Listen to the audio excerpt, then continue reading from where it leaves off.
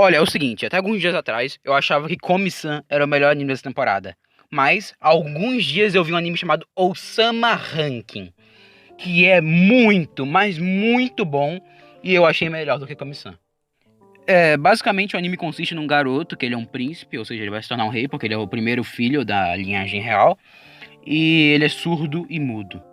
As relações que são formadas nesse anime, com nenhum maniqueísmo, que parece inicialmente ser um certo maniqueísmo, mas não tem. Pra você que não sabe, maniqueísmo é aquela distinção clara de bem e mal, vilão, herói. Não tem isso nesse anime, o que dá muitos pontos pra ele. Por exemplo, inicialmente o ser ali do mal, que tava ameaçando o protagonista de morte, ele vira amigo do protagonista depois de alguns dias. O melhor amigo do protagonista. E esse protagonista, a gente vê as pessoas julgando ele, e as crianças lá que perguntam por que ele não consegue ouvir, por que ele não consegue falar, e né, como ele não consegue falar e não ouve, ele não responde, e ele fica incomodado e tudo mais. Mas você não cria uma identificação com os sentimentos dele no início. De início, é só isso que ele é, um garoto meio imbecil que fica trazendo roupas ali pro amiguinho dele, ficar roubando ele. Bom, então o espectador ele começa a ver por dentro do castelo, né? Que tem ali a mãe do Dallas, o Dallas que é o segundo filho, né? Ou seja, é o filho que deveria ser rei depois do protagonista, que é o primeiro. O protagonista se chama Boji.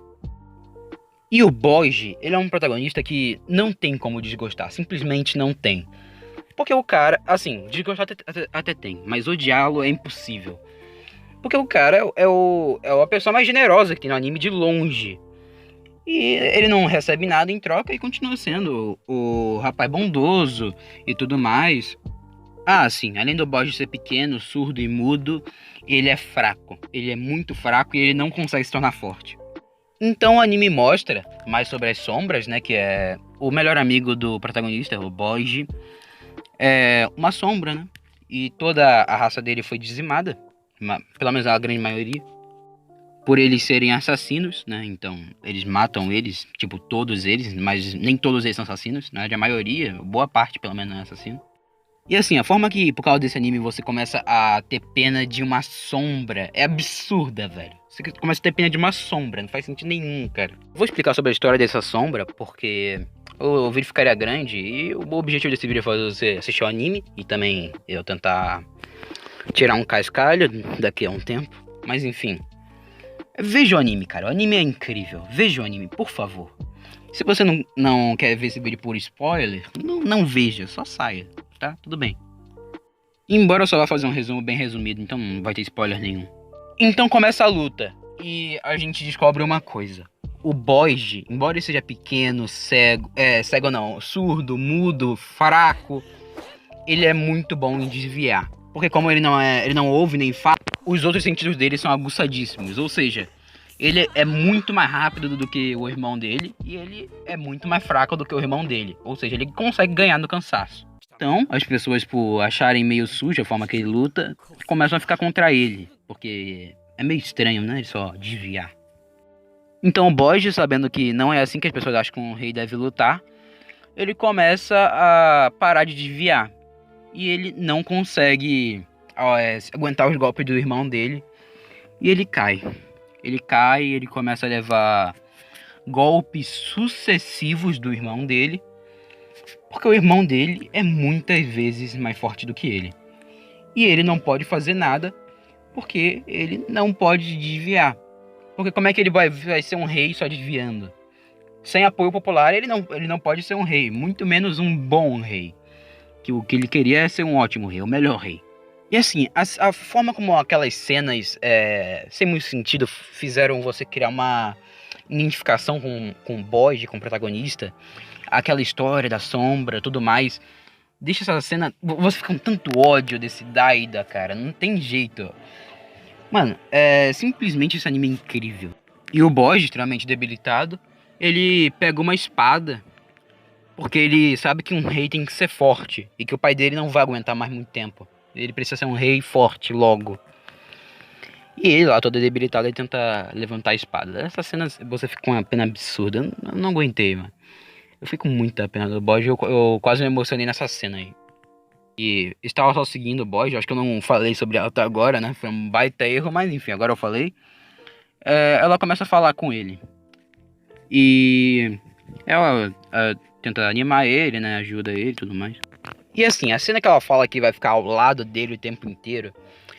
Cara, eu não aguentei, velho. Eu chorei nessa cena. Assim, parece algo meio bobo, mas eu chorei nessa cena. Porque se você ver esse anime e não chorar com isso, cara. Desculpa, mas ou você não entendeu, ou você, pô, é bem, né? Mas eu acho essa cena muito emocionante, velho. Não tem como, não.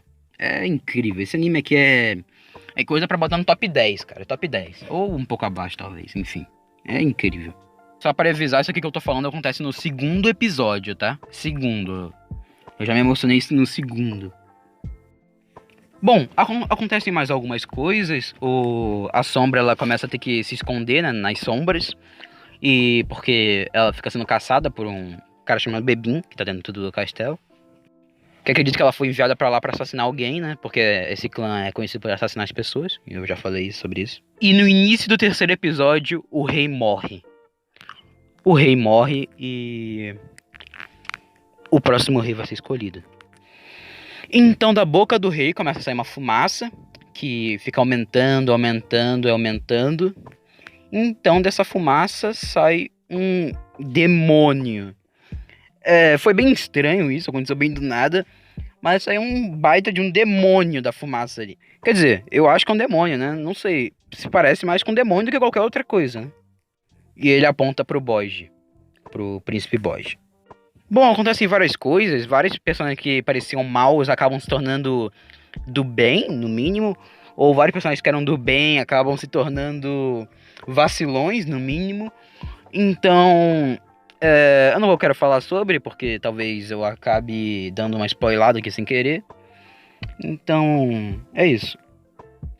Basicamente, esse anime aqui é um anime extremamente refinado. Não tão refinado assim, você vai entender tranquilamente, se você for qualquer pessoa, basicamente. Mas é um anime que, cara, ele consegue facilmente fazer você criar uma identificação com o protagonista. Não identificação, não é a palavra certa, mas é o que eu vou usar, né? Eu não consigo pensar em nenhuma outra. Mas você cria essa identificação tanto com o protagonista quanto com a Sombra, né? Que anda com ele, que vai pra onde ele vai. E, cara, é um negócio assim que você quase se emocionar com uma história sobre uma sombra. É incrível, velho, é incrível.